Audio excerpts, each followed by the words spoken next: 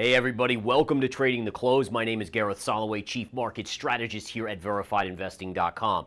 Today's day in the markets, floating to the upside. Volume basically the lightest in multiple years. Now, why is that? Well, number one, Jackson Hole, the big Fed meeting isn't till later this week, so everyone's just kind of sitting on the sidelines. At least the big money is sitting on the sidelines. I think why you're getting a float up, a lot of buy the dippers continuing to buy and chase this market to the upside, even though the NASDAQ is now up over 13% in 2 trading weeks. Incredible move off those recent lows. In addition, it's August, right? Mid to late August. Every year that you don't have big events going on, like what we saw the last couple weeks, the volume, this is much more normal volume. Very, very light volume. Most people taking holidays before the kids go back to school, and that's the nature of it. All right, so let's get right into it here. I want to flip over here to our daily action on the charts and take a look. And what we have here is the Dow is up 193 points. The NASDAQ up 168, and the S&P is up 44.5 points. So pretty robust, decent float-up rallies here. Again, 0.5% to about 1% across the board. The major names are leading the charge today. Nvidia, AMD, the semiconductors are back in vogue. And again, to be honest, think about this. Nvidia is now up almost 40% from the low just 2 weeks ago. One of the most incredible rallies. Not that we haven't seen stocks move 40% in 2 weeks before, but when was the last time we saw a $2 trillion and change dollar stock move up 40% in just 2 trading weeks? That is a rarity. Don't know if I've ever seen that before, but we have seen it now. Heat map wise, we can see right here a lot of gray, which tells us a lot of stocks are kind of unchanged for the day. But there's Nvidia right there. There's Google. And again, those are the big movers today that are pushing things higher. Tesla's also having a nice move to the upside. But again, even Apple is flat to negative on the day. Not a lot of action there on Apple. Now remember, Apple's had a big move as well. It likely is starting to run out of steam. All right, so let's continue on here. I want to take a look at a few charts on the screen as we pop up the S&P 500. Take a look at this, guys. This is your intraday 10-minute chart of the spiders, or the S&P 500, in fact. And what we can see is we opened flat to positive right here, and we've just slowly moved to the upside all day long. Now, when you see this, what does this tell us? When you see a market that is trading within a tight band like this, see how tight of a move that was all day long throughout the course of the day? It tells you that the algorithms are trading back and forth. So it tells you institutional money, what they do is they look for these tiny micro pennies, like a penny here, a penny there, but they do millions of trades just accumulating that money. And what they're doing is they're just trading back and forth, creating liquidity while taking a penny or two on the spread with the regular investors. So regular investors are buying the market, which is creating the uptrend, and then the algorithms are just trading back and forth, and that's why it's kept in a very tight range. You can see you're getting a little short covering rally. Now, I want to talk to you about the short covering rally here today, because this is a very good educational point. When you have a chart, and this goes for stock charts, crypto charts, mainly the bigger cryptos, obviously, but even commodity charts. When you have a chart that intraday doesn't have a big pullback, what's happening throughout the day is shorts are trying to short throughout the day. Just day traders, whoever it may be, right? And they're trying to short, hoping that we get something like this. Now, as it doesn't happen throughout the course of the day, and clearly we see it doesn't, you know what happens at the end of the day? Day traders, they can't hold it overnight. Remember, we're allowed as day traders 4 times margin if you trade here in the U.S. So if you have a $100,000 account, you can do up to $400,000 in short the S&P 500. But the problem is you can't hold that overnight. You can only hold 2 to 1. So what happens is late in the day, when you haven't had a pullback, all those shorts are still in it and unable to get out at a profit. And so what happens, they cover at the end of the day, which creates this move up. So you'll oftentimes see a chart where it's like this, and then you know, again, shorts are trying to short it right here all along the way, and then the last candle will be a nice pop to the upside. That explains that little move. So good educational tip right there on the S&P 500. All right, let's flip back here and take a look at some key charts. Nvidia today blew right through the gap fill. I gotta say, guys, this is a remarkable price action. So I had this gap fill marked off for me today. I even said I might be looking to short it in the live day trading room. I did not. I'm going to tell you why right now. Why didn't I not short this? And by the way, really good that I didn't short it, because you can see it went right through it. The reason I did it is because the light volume was too light. When you get light volume in a chart or in a market, it tends to favor the upside.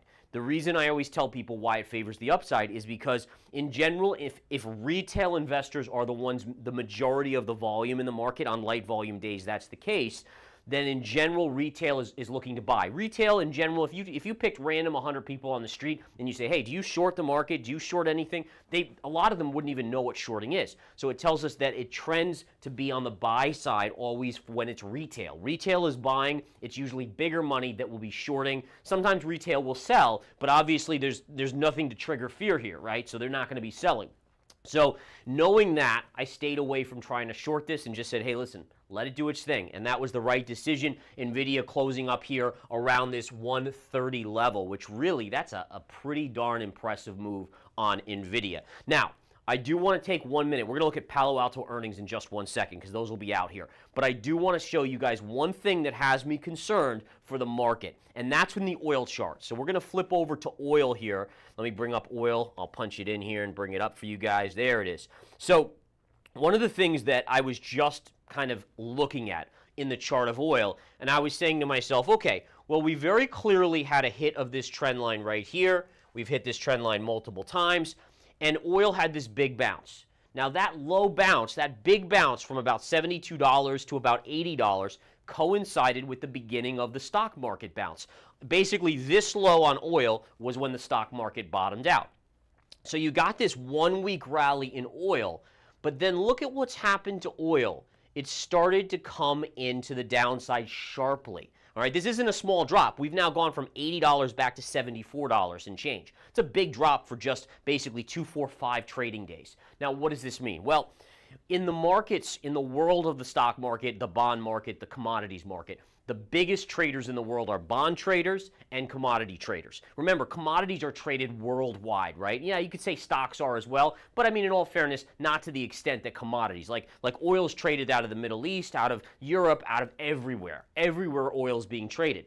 And so what this tells us is that the big money is telling us that demand for oil is going to start sliding.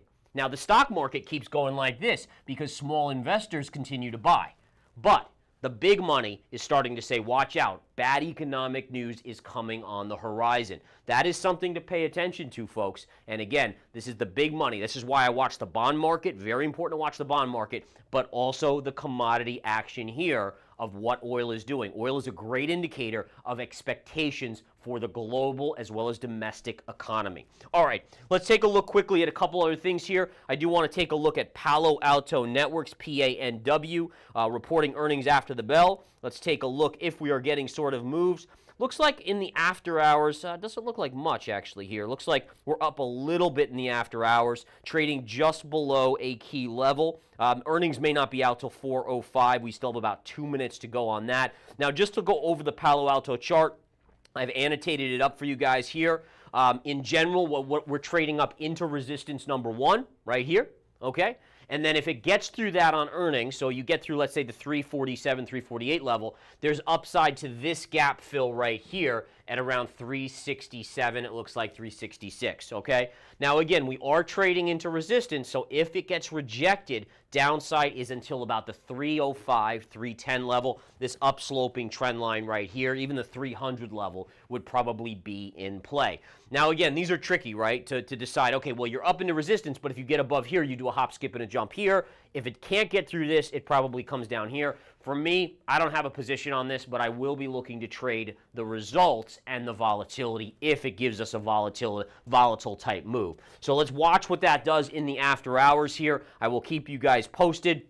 Looks like it's starting to move a little bit, but I'm still not sure if the move is a big enough move to denote earnings are out. But let's go to Bitcoin real quick here. All right, so if we look at Bitcoin here, this is a bigger picture. Now, shorter term, I've talked about this in the game plan, that basically 61,000 right up here, this is a pivot area right here. So if price needs to get through this area to really surge up here, as long as we stay below in the short term, meaning days to week or so, the downside bias remains right here. However, if we look at the bigger pattern, this is more of a multi-month outlook. This pattern is a flagpole. This is your flagpole. And here is your flag pattern. It's a bullish flag pattern. So short term, yeah, there's some weakness. But as long as you hold this 53,000 level on Bitcoin, again, that would be a daily closing basis too, then you favor a mid to longer term up move coming in Bitcoin. All right, so I just want to be clear on that. The shorter term, this is where time frames really matter to you guys and to me as traders. If you're a shorter term trader, you're in and out in this general vicinity. If you're saying, hey, I'm holding for months or years, you're looking for this pattern to play out, but failure would occur below here. You can see very clearly a perfect parallel right here would be below that level. That would be where you would kind of exit and say, uh-oh, this bullish pattern can fail. And I want to be clear on that. Bull patterns can fail, and they do fail. It's just the probabilities are against it, right? That's why it's called a bull flag or a bullish pattern, is because probabilities are favoring the upside. But remember, probabilities only tell you what is likely to happen, not what will happen. That's important to remember. All right. Natural gas today, great move on natural gas, right back up. So after getting rejected, it's right back to this level right here. I don't really see much to update you there. Gold today had a minor pullback last I checked. Yeah, basically a flat day on gold. Nothing going on here. Just again, a little price action right around that 2,500 level. Looks like we're going to close right above, or we did close right above 2,500 on the day. And silver continued to move higher. This is, again, an economic play, right? So what we're watching for here is we were watching this level right here. Was it going to consolidate or was it going to break out? Here it's above this level again. This is now the third up day in a row on silver, looking very, very strong. Where's your next resistance on silver? What you would do is you'd take this high right here. You'd connect it to this high right here. Down sloping trend line, that brings us to about a $30 and change target in the short term before silver runs into resistance. So listen, and I want to be clear, silver might need to take a break here. 3 up days in a row, it's called a 3-bar surge. Sometimes it has to consolidate, pull back a little bit, but ultimately I would expect to move up in that $30 range in the near term here over the next week, 2 weeks, or 3 weeks. All right, back to Palo Alto Networks. Let's see. Oh, there we go. A little bit of a pop. So look at that, folks. So Palo Alto flushed down to 322, then it pushed up, and it's above this level, so it may go as high as this 367 level that we talked about. We'll have to see where it all settles out, but pretty remarkable move here on the Palo Alto chart in the after hours on earnings. And right now what that tells us is generally a positive move or a positive number came out. The key is it has to hold that gain. Sometimes in the after hours you can see wacky moves both ways. It can go down, it can go up, then it can come back down. But right now it's holding some gains, although it's not a big mover here. In all fairness, looks like it closed around 342. It's trading at 357. That's about a 5% move. That's not too shabby on the charts. All right, guys, I got to get going. I got to check out some of these after hours moves. Come check us out at Verified Investing. Remember, it's all about the data and the charts. Putting probability in your favor is honestly the only way that we can consistently make good quality decisions and therefore money in the markets. And that's what Verified Investing is about. No narratives. Leave that for the social media and the mainstream media, the hype of social media. Get rid of it. All it does is usually screw us over. We want to focus on the charts and the data. Have a great one. Take care.